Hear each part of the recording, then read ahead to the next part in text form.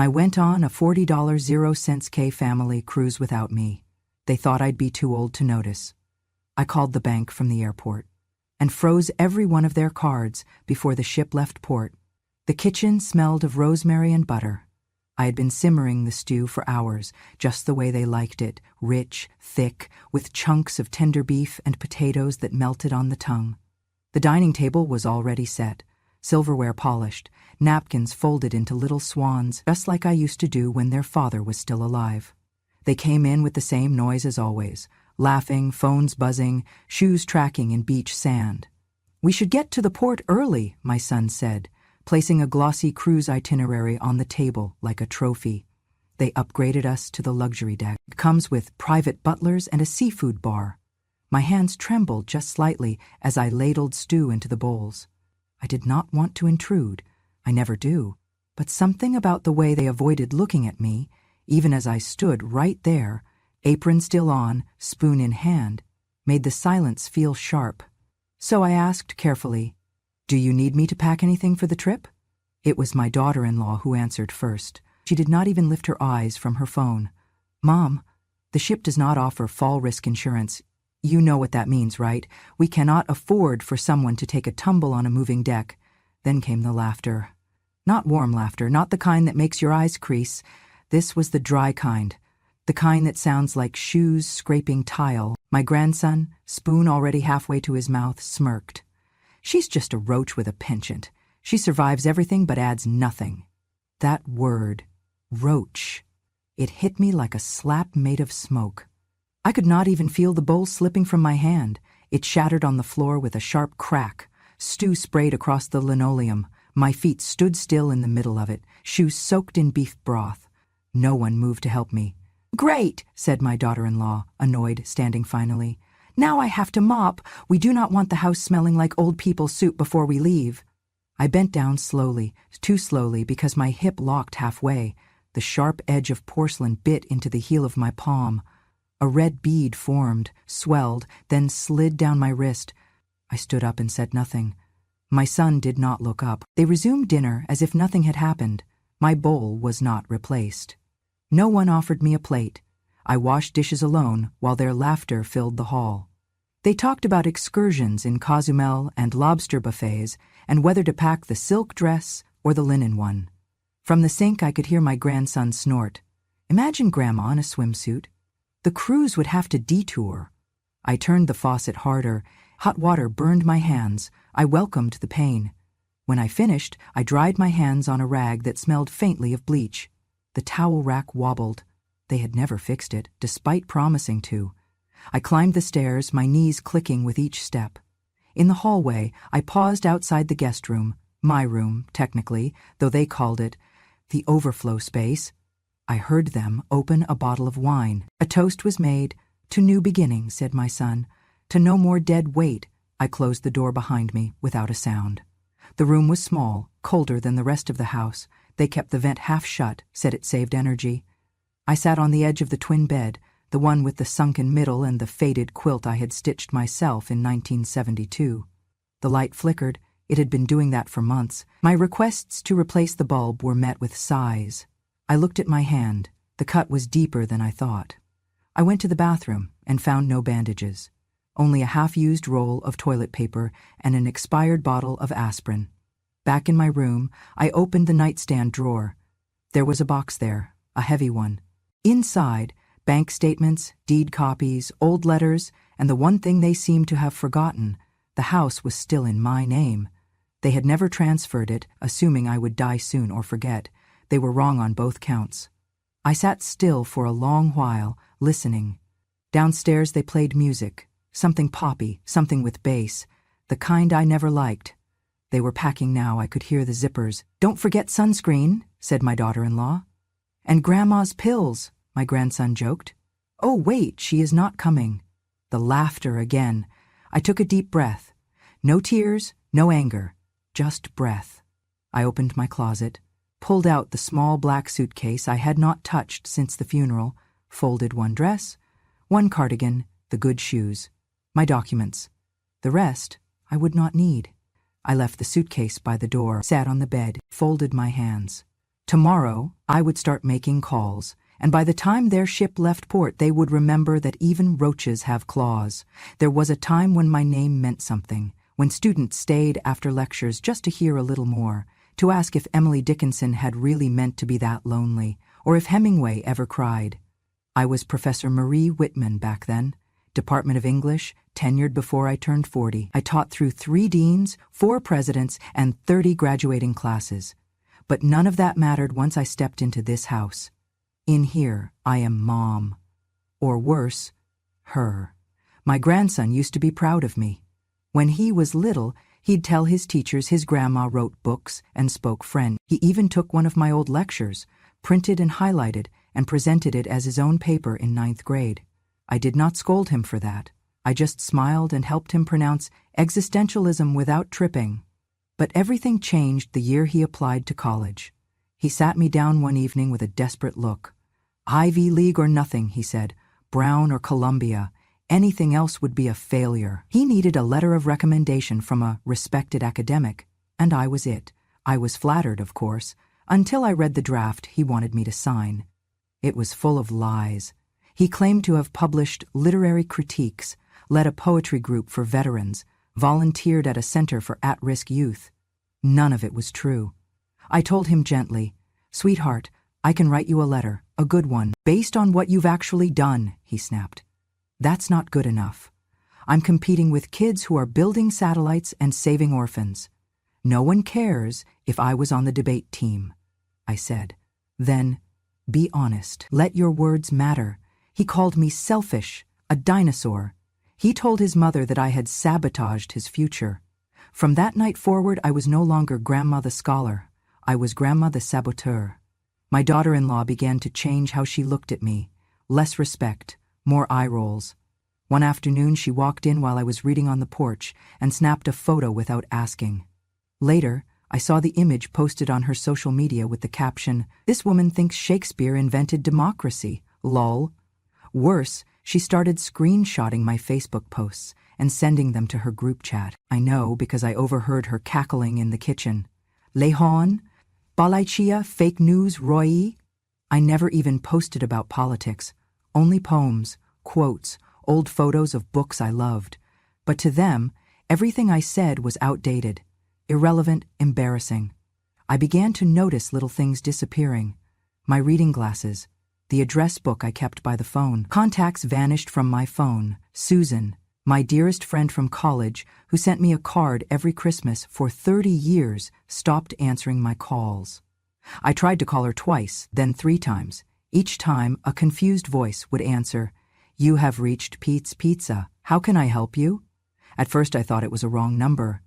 Then I looked closer. Her contact name was correct, but the number was different. I asked my grandson if he had touched my phone. He shrugged. "Maybe you saved it wrong. Happens at your age," I asked again. My daughter-in-law chimed in. "She's been calling a pizza shop all week. We should probably have her checked out." They both laughed. Later, during dinner with some of their friends, they played the voicemail I had accidentally left on that pizza line. It was me, confused, asking Susan if she still remembered the pink scarf I crocheted her in '81. The room howled with laughter. "Is that her? That's so sad, it's funny." I swear my grandma did the same thing. She asked the mailman to turn off the TV. Old age is tragic, but hilarious. They thought they were being discreet, whispering behind napkins, but I heard every word, and I smiled politely, excused myself, and went upstairs to my room, the overflow space, as they called it. There I sat on the edge of the bed, staring at the blank screen of my phone. I held it like a relic. It no longer connected me to the world. It was now a tool of humiliation. That night I cried quietly, not for the pizza incident, not for the laughter, but for the slow erasure of who I had been. It is one thing to be forgotten. It is another to be rewritten as a joke. The next morning I tried calling Susan again, using my old paper Rolodex. This time she answered. "Marie?" she gasped. "Where have you been? I thought you had passed away. Your number changed. Your Facebook was deleted." "I never deleted anything," I whispered. "I sent flowers to the old address. They came back marked, 'No longer at residence.'" That was when it clicked. They had rerouted everything. my mail, my number, my accounts. They made me a ghost in my own life. I started checking everything. My credit score had been accessed 6 times in 2 months. Subscriptions were opened in my name. The Wi-Fi was no longer registered to me. Even the family Netflix account had my profile listed as Basic Grandma. At dinner that evening, I said nothing. I passed the bread. I smiled. I even complimented the salad, though it was soggy. But in my heart, something clicked into place. A quiet fury, a resolve. They thought I was fading. But I was not disappearing. I was documenting. The next week, I borrowed a notebook from the dollar store. I began writing down everything. The things they said, the charges I never made, the gifts they claimed I gave, but never did. I found the device manual for my hearing aid. It had a recording function. I began recording. I started with a morning conversation. My daughter-in-law, if she dies before the cruise, can we get a refund? My grandson, she's like mold. You cannot kill her. She just grows quieter. My son, as long as she keeps signing the checks, I do not care what she hears. Each sentence inked into my notebook like bricks in a wall. I was building something. A case, a mirror, a weapon. At night, I practiced smiling in the mirror. Not fake, not forced, just calm. The kind of smile that does not forgive, but waits. My cat, Ginger, had been gone for 2 weeks now. They said she ran away. I found her collar in the trash. They denied it. Are you sure that's not from a stray? My daughter-in-law said, sipping tea from the mug I gave her last Mother's Day. She never really liked cats anyway, my grandson added. I stared at the empty cushion beside my bed. Ginger used to sleep there. She was soft, warm, a heartbeat beside mine. I opened the drawer next to me. Inside were the documents they forgot to steal. Title deed, bank account access, a notarized power of attorney unsigned. A letter from the university offering me a lifetime lecture series. I had declined it, thought it was time to rest. Not yet, I thought. Not until the stage was mine again. Not until they knew what it felt like to be rewritten, betrayed, mocked.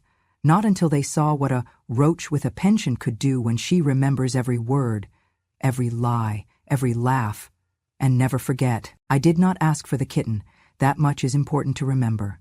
It was not something I hinted at, or requested, or even hoped for.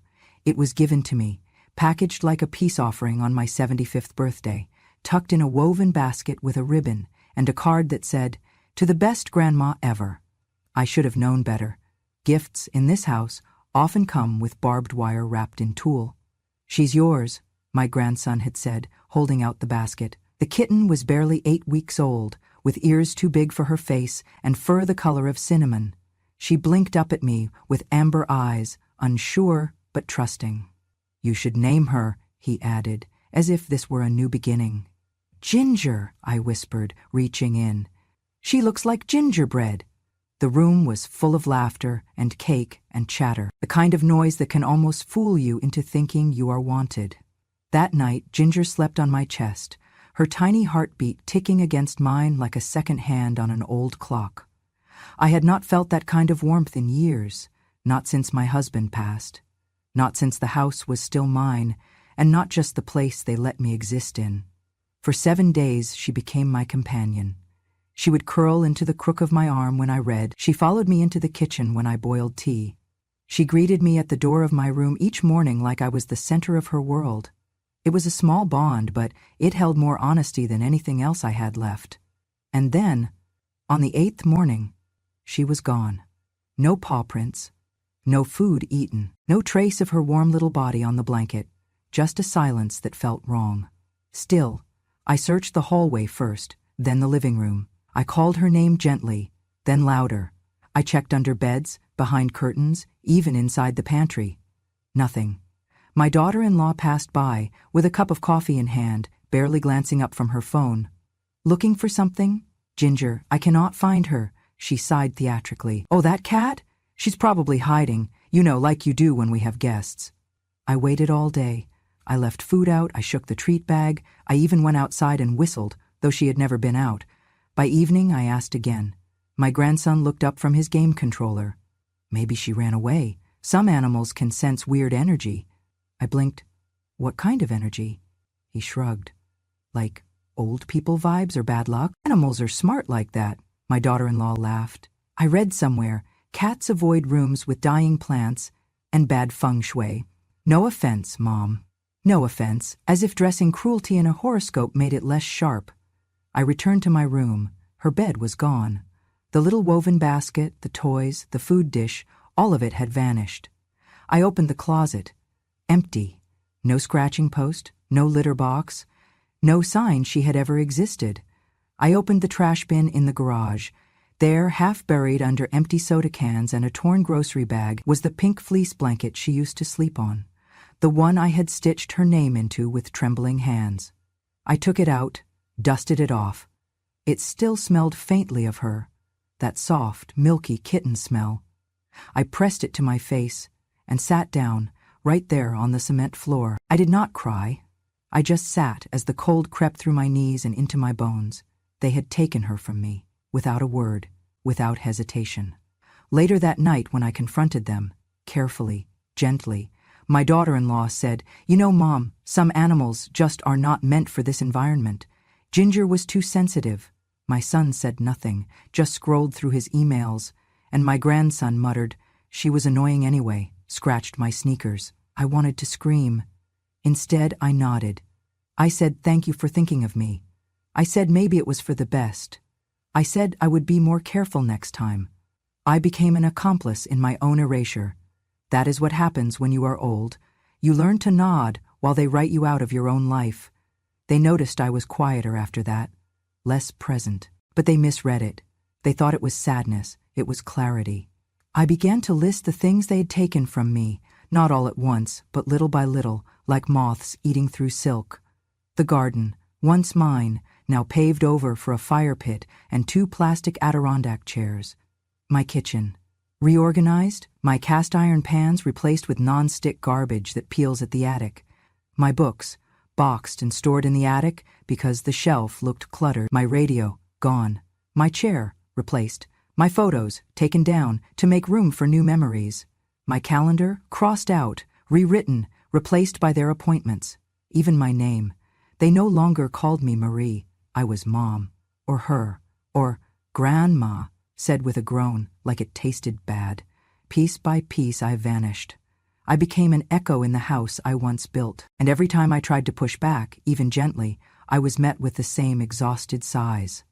"Mom, don't start. God, you're being dramatic again. We're trying to make things easier for you. Why do you resist?" Resist? I had not resisted a thing in years. But now, the blanket in my lap reminded me what resistance looked like. It looked like remembering. I began to write again. Just a little each night, not poems, not essays, but lists. Lists of what they had said, what they had taken, what they had done when they thought I was too tired to notice. I kept the notebook under my mattress. One evening, I overheard my grandson laughing in the hallway. I told my friend Grandma's not even a person anymore. She's just an artifact with a pulse. In the morning, I went to the bank. I said I needed a copy of my latest statements. The teller, a kind young man with braces, asked if I was okay. I told him, "I am just doing a little housekeeping." He smiled. I went to the pharmacy next. I filled my own prescriptions and asked for a printout of every medication I had ever taken. The pharmacist hesitated. "Is someone else managing your care?" "No," I said clearly. "They only think they are." Back home, I cooked dinner that night. Roast chicken, mashed potatoes, steamed carrots, their favorite. They were surprised. I was warm, polite, present. They took pictures. My daughter-in-law posted one of the table, blessed to have a strong matriarch at the head of the table. I was not in the frame. I never was. Later, after the dishes were done, I opened my drawer and placed Ginger's blanket inside. Folded perfectly. That night, I slept with the window open, and I dreamed of a cat that did not run away. She was taken, and I was done pretending I could not see it. Thanksgiving came with its usual empty rituals. I had long stopped expecting warmth from the holiday, only performance, the smell of cinnamon candles, the echo of clinking glasses, the false comfort of a home that had forgotten how to hold me. This year, they planned a 4 generations photo. My daughter-in-law barged into my room while I was still in my robe, a mauve flannel thing that I had stitched years ago. "Mom, could you change into something more presentable?" "Presentable? For the pictures. We're doing a family shoot before dinner. I got a photographer from Instagram. She does holiday spreads. Wear something fall-colored. Not too sad." I almost asked what too sad looked like, but instead I nodded. I went to the closet and pulled out my mustard cardigan, the one with the chipped button and faint tea stain at the sleeve. I had few choices left. She frowned. "Do you have anything tighter?" "No," I said simply. "Well, at least put on some blush.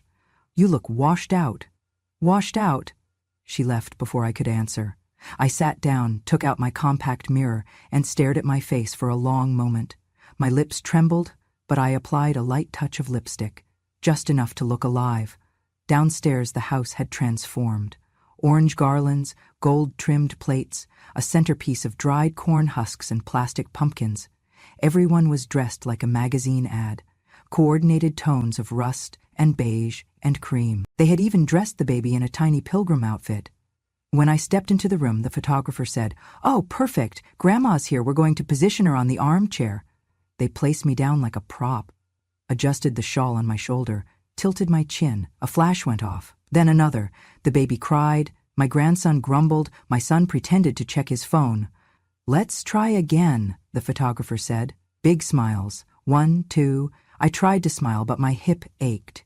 The chair had no cushion. I leaned slightly to the left to avoid the pressure. My legs started to cramp, but I held the pose. Click. "There. Perfect," the photographer exclaimed. My daughter-in-law clapped. "This is the one we'll post." Then, without warning, she turned to me and said, "Okay, Mom, you can head back upstairs. We don't want you overdoing it. Dinner will be a while." I blinked. "I thought we were all eating together." "We are.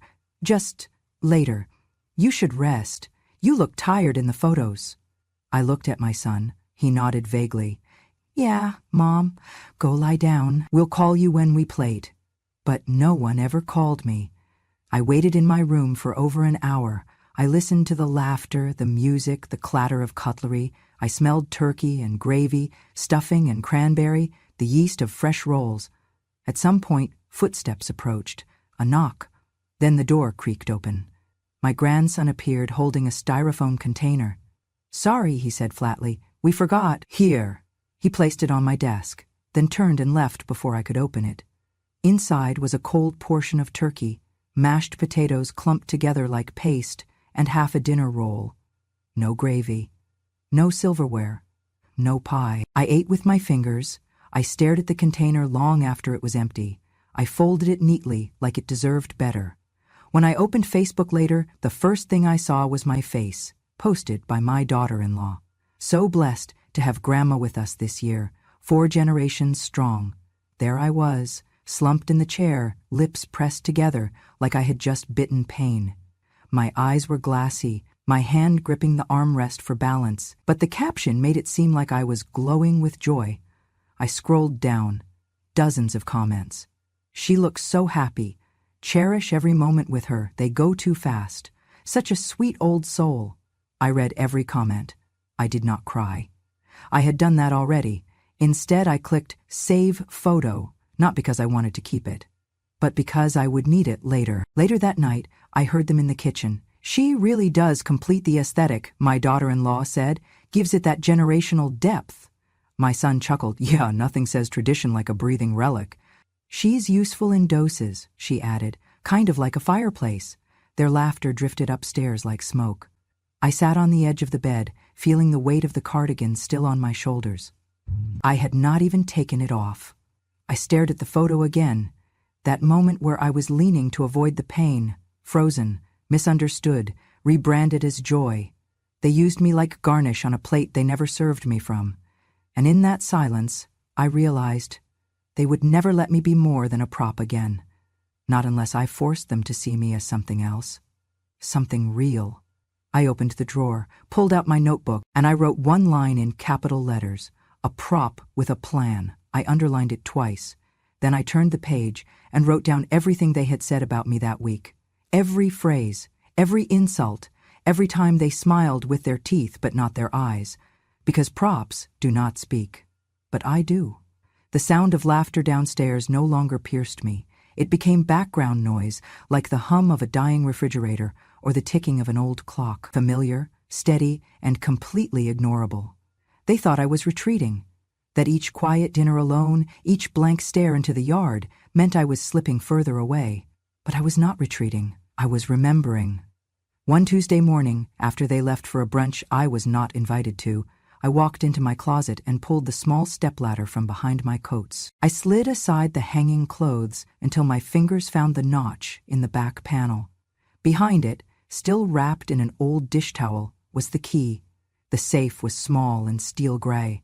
Hidden behind a false wall in the hallway linen closet, it had not been opened in years. The combination lock still responded to the old rhythm. Right 34, left 8, right 22, click. Inside, everything was exactly where I had left it. The deed to the house, bank statements in my name, the original will unsigned because I had hesitated years ago when they begged me to finalize things.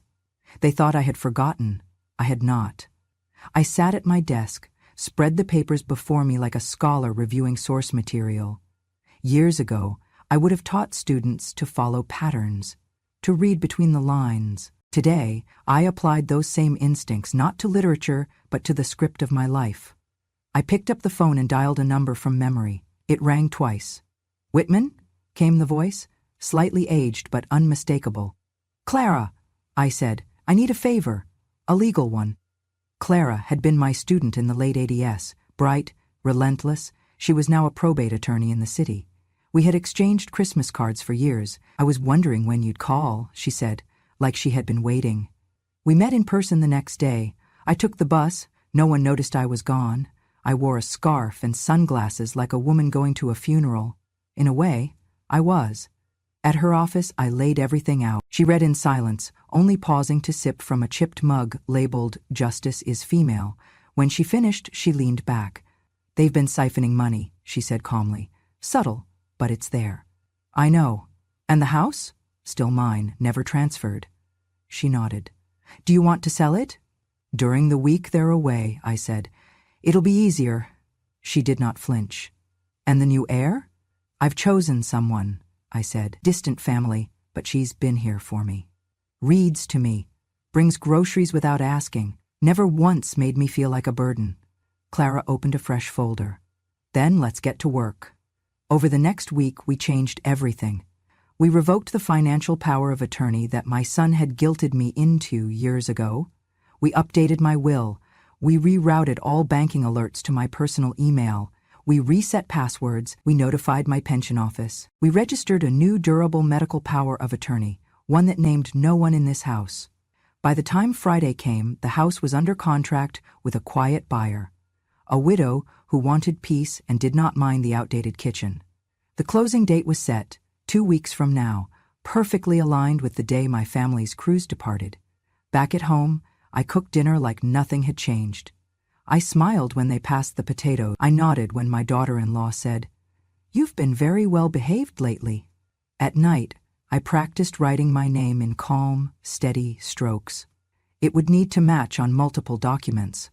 I kept a bag under my bed, just one. Inside, my documents, a change of clothes, a small envelope of photos I refused to leave behind, and Ginger's blanket. My grandson once said I was a roach with a pension. Let him find out what roaches do when they've lived through wars, betrayals, and the erosion of self. We do not just survive, we adapt. And sometimes, we remove the floorboards under those who tried to step over us. They left in the dark, whispering so they would not wake me. I heard them anyway. Suitcases rolled down the hallway like soft thunder. Shoes tapped against the tile with hurried purpose. My daughter-in-law cursed under her breath when she spilled something, probably the vitamin packs she insisted everyone take for immunity. I stayed in bed, eyes closed, breath steady. "Did you pack the charger?" my son asked. "Yes." "His passport?" "In the front pocket." "And Mom's pills?" my grandson asked, then snorted. "Oh wait, she's not coming." Laughter followed. Then the front door clicked shut. Silence. I waited a full 5 minutes, then rose and walked to the window. Their SUV pulled out of the driveway, headlights bouncing off the lawn ornaments. I watched until they disappeared. Then I boiled water for tea. The mug I used had no words on it, just a chipped rim and a faint crack near the handle. It had belonged to my mother. She once said, "When they stop asking what you want for breakfast, start preparing your escape." I sipped in silence. At 8:07 a.m., my phone rang. It was Clara. "It's done," she said. "Title transferred, funds wired. The buyer's agent has keys. The house is no longer yours, legally speaking." I nodded, though she could not see me. "And the accounts?" "All accounts tied to your name but accessed by others. Frozen. Fraud department flagged them as potential identity theft. Your grandson's credit card was declined this morning at a smoothie stand." I let out a small sound, not quite a laugh. "A release." Clara continued. "The bank confirmed the full transfer. 3.4 million. It's safe in your new account. No one but you can touch it." "Thank you," I said softly. She paused. "Do you want to know where they are right now?" "No," I said. "I already know." At the port of Miami, chaos unfolded like a poorly directed play. They had arrived with coordinated luggage sets, printed itineraries, and entitlements stitched into every breath. My daughter-in-law wore a sun hat the size of a steering wheel. My grandson recorded everything on his phone. Content for the cruise vlog, he had told his friends. But the first hiccup came quickly. The check-in agent frowned. "I'm sorry, ma'am. There's a hold on your booking." "What kind of hold?" my son asked. "Financial. The payment method was declined, and it appears there's an alert on the primary traveler's ID." My daughter-in-law leaned forward. "Excuse me? Do you know who we are?" "No," the agent said flatly. "But the system does, and it says here this reservation is under investigation." The next 30 minutes were a blur of phone calls, escalating tones, and rising tempers. Security was summoned when my grandson began shouting. "I paid for this." "We paid. You paid with money that wasn't yours," the security officer said calmly. Then came the final blow. A federal officer arrived, badge clipped to his belt, and asked my daughter-in-law to step aside. He showed her something on a tablet. Her face drained of color. She pointed at her husband. "He told me to do it. It was his mother." The officer raised an eyebrow. "So you're admitting you used her name to open lines of credit?" "It wasn't like that," she screamed. "She gave us permission." "Did she?" the officer asked. "They tried calling me twice. I let it ring. The third time I answered. You," my daughter-in-law shrieked. "You did this." "I'm drinking Earl Grey," I said. "It's a bit early for yelling." "You bitch! You ruined everything!" "No, dear," I replied. "I ended what you started. You think you've won? You think you're smart. I think I'm free," I said simply. She screamed again, this time so loudly that I had to pull the phone away from my ear. Then came the words I had waited for, not out of satisfaction, but out of confirmation. "That old bitch, she's the one who did this." A pause, then the officer's voice. "Ma'am, I'm going to ask you to calm down." I ended the call. Set the phone down, poured more tea. Outside, the wind moved the trees gently. Birds chirped like nothing had changed. But something had. Everything had.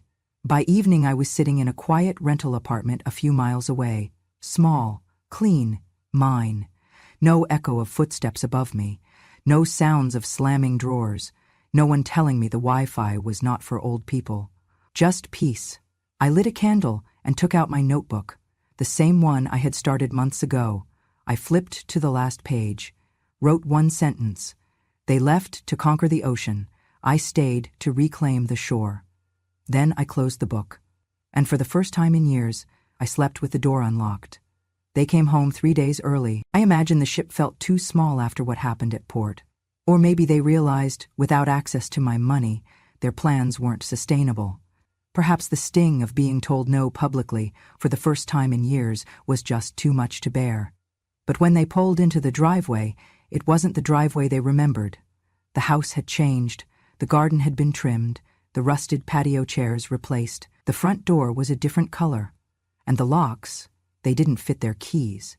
They stood there, dumbfounded, bags in hand, sunburned from their failed vacation, ringing a doorbell that no longer answered to them.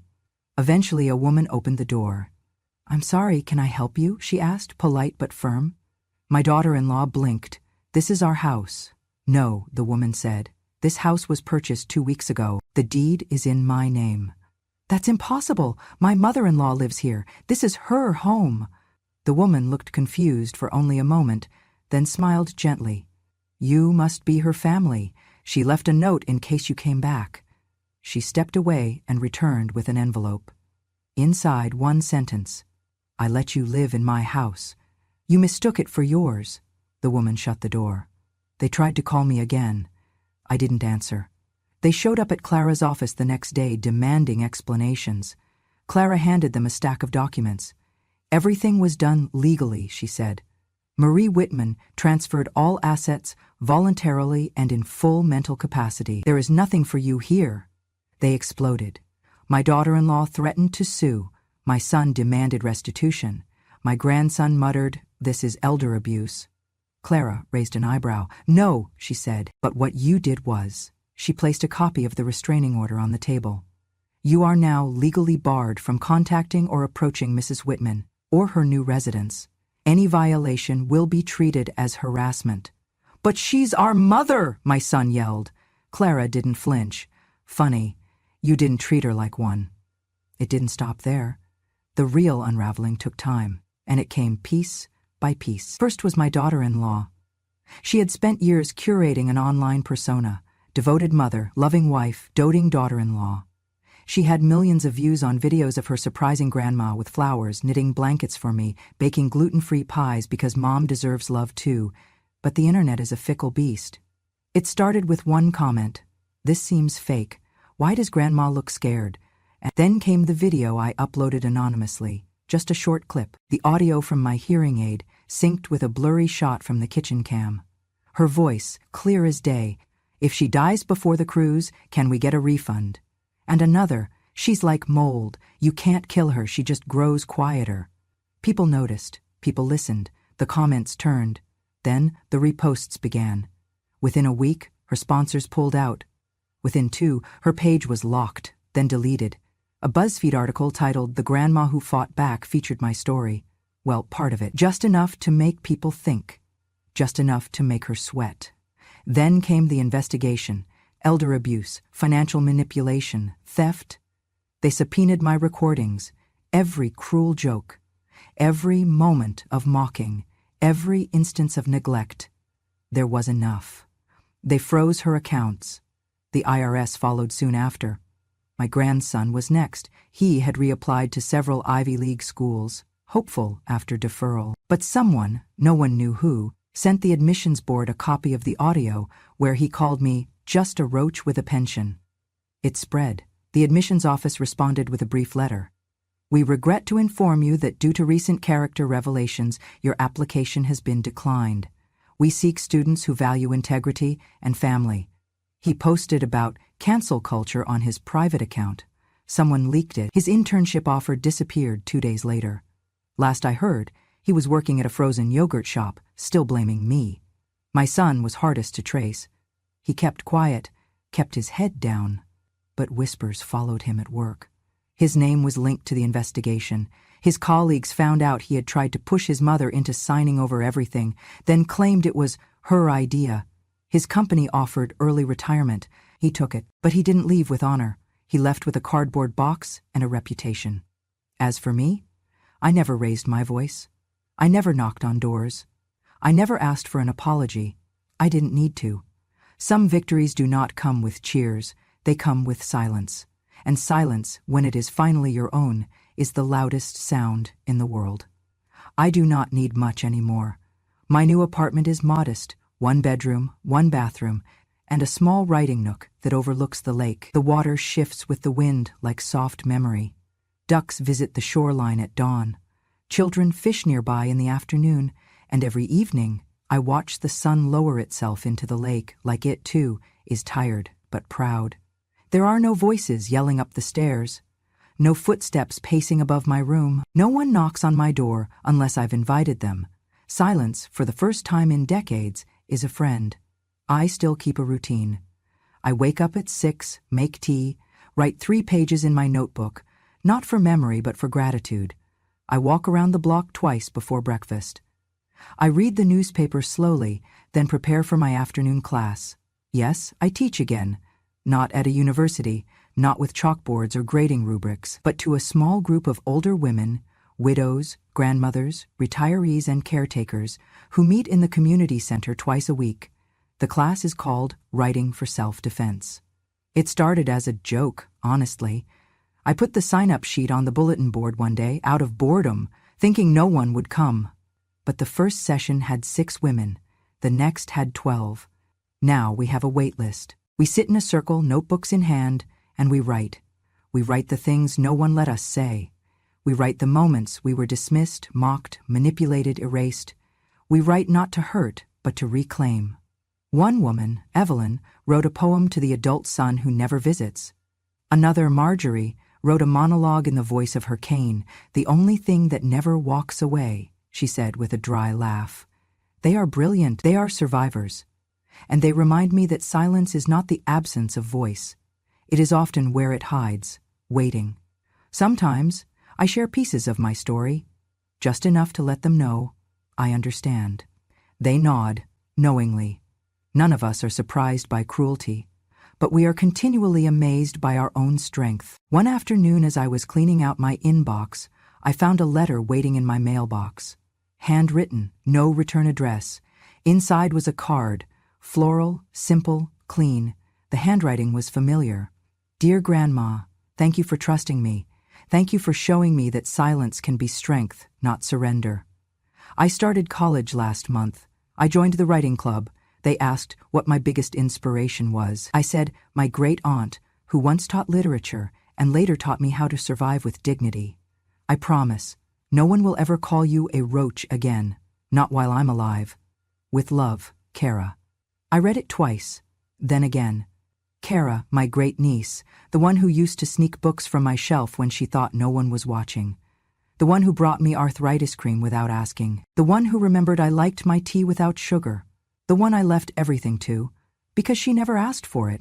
She only gave. I placed the letter on my desk and smiled. They took everything they could, my voice, my space, my dignity, until I took it back. Not with shouting, not with fists, but with memory, with truth, with ink. Later that evening, I made a fresh cup of tea and sat by the window. The sun dipped below the trees, casting long golden ribbons across the lake.